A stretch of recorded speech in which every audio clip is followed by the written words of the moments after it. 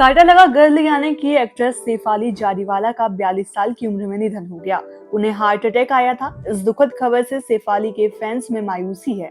शेफाली के पति प्रयाग त्यागी उनकी मौत से काफी टूट गए हैं। उन्होंने शेफाली के अंतिम संस्कार के बाद कहा कि मेरी परी के लिए आप सब प्रार्थना करना। लेकिन क्या आप जानते हैं कि मुंबई में पली बड़ी इस एक्ट्रेस का मध्य प्रदेश के ग्वालियर शहर से गहरा नाता रहा है। दरअसल उनकी पहली शादी ग्वालियर में मीत ब्रदर्स की जोड़ी के हरमन सिंह से हुई थी। आपको बता दें कि मीत ब्रदर्स के दोनों भाई मनमीत सिंह और हरमीत सिंह ग्वालियर के एक शराब कारोबारी गुलजार सिंह के बेटे हैं।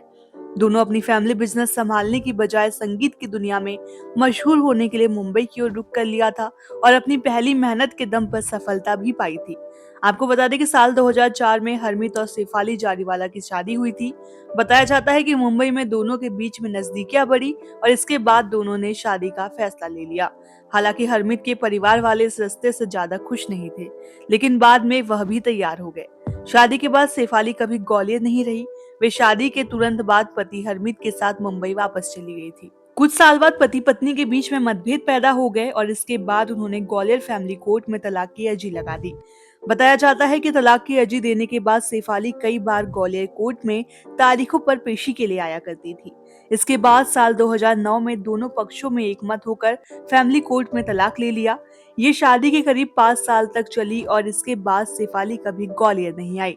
उनके ससुर गुलजार भी यहाँ से अपनी पुश्तैनी जमीन और जायदाद को बेचकर मुंबई चले गए और उनका परिवार अब मुंबई में ही रहता है।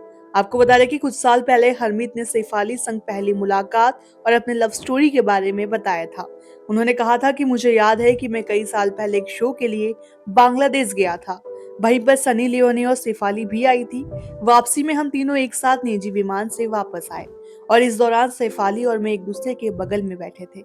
इस दौरान हम दोनों के बीच में काफी लंबी बातचीत हुई और इसके बाद मैंने उन्हें कुछ कार्यक्रम और पार्टियों में भी मिला था, जहां मुझे याद है कि हम दोनों ने एक दूसरे को गर्मजोशी से शुभकामनाएं भी दी थी।